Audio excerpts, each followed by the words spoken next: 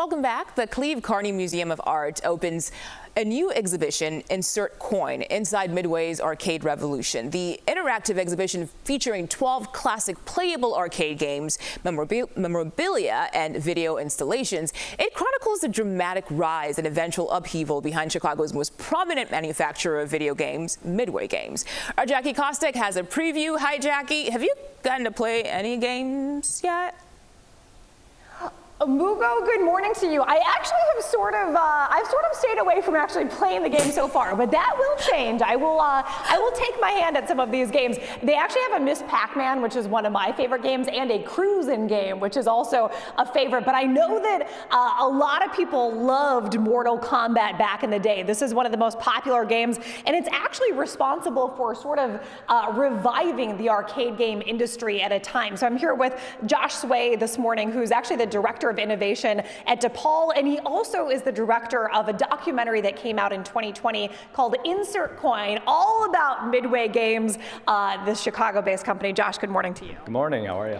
Well, really good. So let's talk about Mortal Kombat and why was it just such an important game for Midway Games? You know, Mortal Kombat really brought all of the art and technology from the previous games into one masterpiece. You know, they mastered how to light the characters, how to shoot the characters properly, how to design them out, bringing in real live actors and martial artists. So everything came together to just make an incredibly cohesive, fun, piece of gaming. Yeah, you actually worked for Midway Games for about 6 years as well.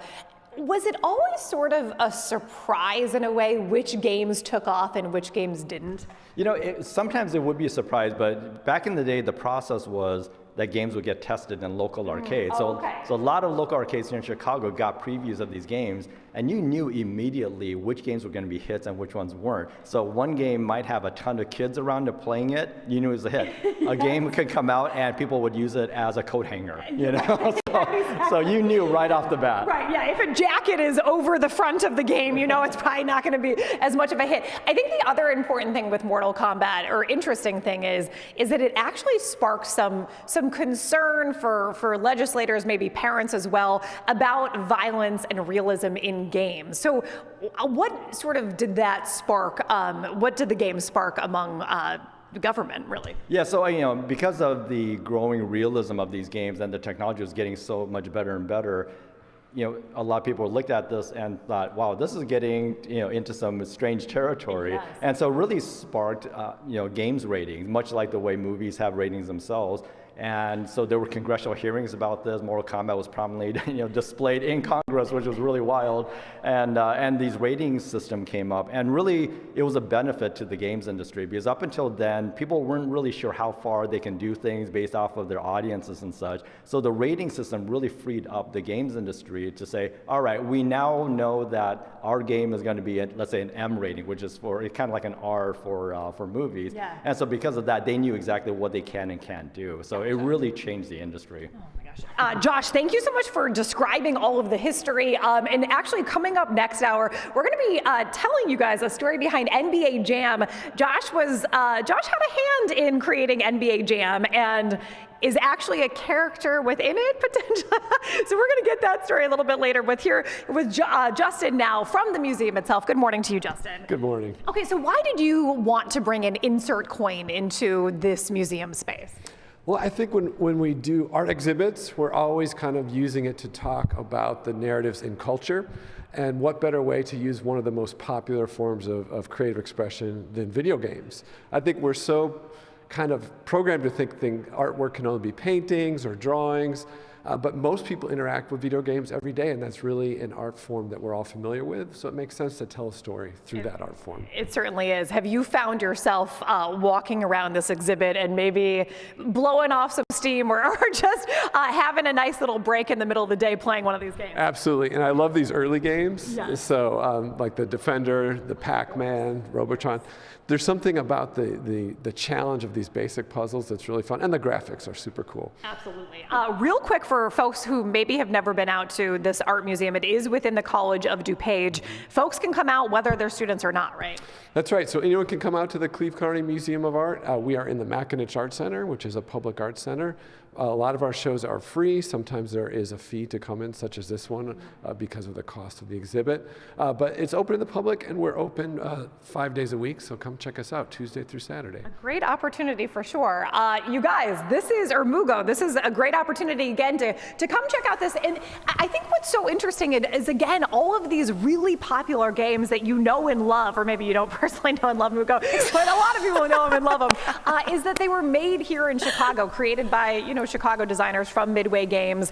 So we're going to dive more into the history next hour, but I don't know. I'm going to spend my break going around and seeing what I can't figure out on these games. But Mugo, back to you. Jackie, it really is so fascinating because I'm learning so much. And when you talked about Mortal Kombat, I really was a huge fan, I'll be honest. I didn't play, but I did enjoy watching people play and also watching the movies too. So learning the history and how we kind of change things when it comes to video games, that is fascinating. It really is. Isn't it? Yes. Okay, good. I don't know. I made the assumption, the wrong assumption, that you weren't into it, but you're a Mortal Kombat gal. I love it. Okay. Thank you, Jackie. Welcome back this morning. The Cleve Carney Museum of Art opens its new exhibition, Insert Coin, inside Midway's Arcade Revolution. The interactive exhibition featuring 12 classic playable arcade games, memorabilia, and video installations. It chronicles this dramatic rise and eventual upheaval behind Chicago's most prominent manufacturer of video games, Midway Games. Our Jackie Kostick has a preview and also a little bit more on that history lesson. Hey, Jackie.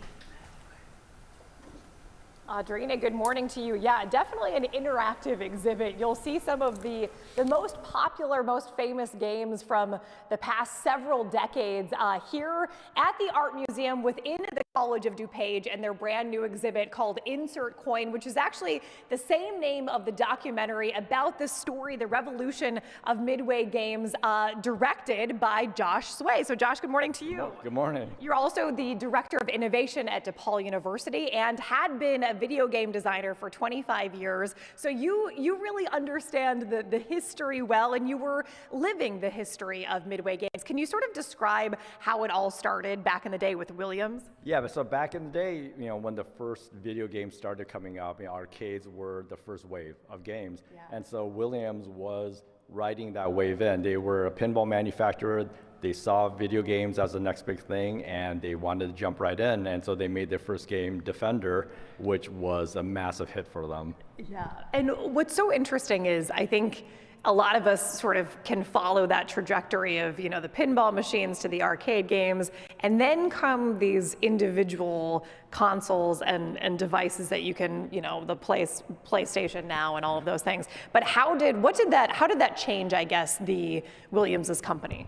So basically what happened was people started realizing, hey, I can play these games at home. Do we really want to be sinking a quarter every 45 seconds? Yes. So the value of a game changed, immensely. I kind of liken it to, do you want to go to a movie theater or do you want to watch something on streaming at home? Right. Two very different experiences, and basically it changed the way Williams wanted to design their games in the long run. One of the things that you can sort of also trace as you make your way through the exhibit is the changes in sort of digitization and the ways that the games were made. And so you describe Narc as a game that was sort of pivotal in changing something. What was the thing that changed with Narc? So the big change with Narc was that they brought in actors to become video game characters. Really what hadn't been done before up until that point. And so they brought in actors, and really these were video game people making games. They've never done video shooting or anything like that. So when they brought in actors, they had to learn how do actors become video game characters? How do you shoot the footage? How do you light them and everything? And the technology for all of this had to be made on the spot for this game itself. But that technology really is what launched Williams, which eventually became Midway, to another level with this type of realistic graphics. How did Williams and Midway Games become one? How did they merge? So, Williams, it was in Chicago, or it still is in Chicago, obviously, and then there's Badley Midway, and they were almost practically across the street from each other. So I always say that it's a crosstown rivalry. It's like the Cubs versus the White Sox. Right. And so they were both battling it out in the arcade industry. Eventually, Badley started diversifying into other types of companies. If you remember back in the day, Bally's gyms, workout gyms and things like that. And so their video games became less of a priority, and Williams saw an opportunity to buy them out and turn them all into one company. Wow. Okay, and then eventually, unfortunately, both companies, or the merged company, was not necessarily able to fully adapt to the changing video game world, and they were sold. They filed bankruptcy right in 2009. Midway Games did. Okay, so we're gonna get more into the history, and we're also gonna sort of describe how the actors became more and more of a part. Especially, there's a really funny story or interesting story with NBA Jam, because they weren't using NBA players; they were using street basketball players. And then, well, I'm gonna say that's going to be your tease. We're going to be telling that story a little bit later on, but it's fascinating. Back to you, Audrina. All right, Jackie, thank you. New exhibition called Insert Coin inside Midway's Arcade Revolution. It's an interactive exhibit. They got 12 classic playable arcade games and also some video installations as well. Yeah, pretty cool. It chronicles the dramatic rise and eventual upheaval behind Chicago's most prominent manufacturer of video games, Midway Games. Our Jackie Kostek has been there all morning. Jackie, what else you got for us this morning? Mugo and Audrina, I think this is going to be the best one, because I'm here with Josh Sway again, and he used to work for Midway Games back in, was it the 90s or 80s? Early 90s. Early 90s, okay, so we're in front of NBA Jam now, and they actually, this is a really cool thing, but the folks that worked at Midway Games got to actually put themselves into the games they helped create. So Josh is going to actually pull himself up. So Josh, how exciting was this back in the day when you got to, and actually still to this day, that you're a part of this game? It's your face, you can play as yourself. Yeah, it's, at the time it didn't seem like a big deal, yeah, right. And because, who knew how big the games were going to be? Right. All of a sudden, 30 years later, people still talk about it. It's the strangest thing. Yeah, two of the most popular games being Mortal Kombat. There he is, that's so amazing. Scottie Pippen. Yeah, Scottie Pippen. Okay, cool. Yeah, I was gonna say, well, once we actually see you playing, are you as good in real life as you are? Because your jump shot is incredible, and your three-point shot. I'm going to say yes, I'm just as good in real life. Just as good in real life. You were also in Mortal Kombat, as well as a lot of other games. Here he goes, Josh. Okay, come on. Yeah, show us your shot. Now he's gonna give us a block. He's gonna, okay, yes. And okay, let's see what you can do when you get the ball. Okay. Oh, your teammate. The pressure. Pippen, come on. Yeah. Oh man, Pippen is a little bit selfish with the ball, I guess. Here we go. Josh has the ball now. You passed it to Pippen. Now you get it back. Let's see if you can't sink that shot. Yes, you got the shot. Okay. So NBA Jam became one of the most popular games for Midway Games. Tell me about just how popular it was. I mean, it came out the same year as Jurassic Park, okay? So just to give you some comparison, Jurassic Park made $350 million that year.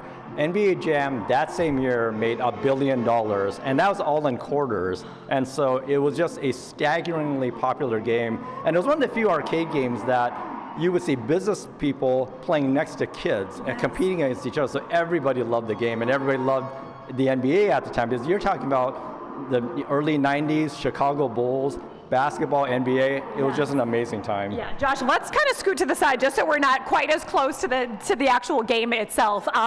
Cruisin' was another popular game. This sort of helped the industry go from the 2D to the 3D. But why overall do you think the story is so important to tell about these companies that started in Chicago? The thing is that a lot of people think about video games as something that's done out west, Silicon Valley, and really Chicago and Midway and Williams Valley also were there in the beginning. And so really the foundation of video games, much of it started here in Chicago. And so the story of Insert Coin, the documentary I directed, and this exhibit is showing where games came from, not just in Chicago, but just worldwide.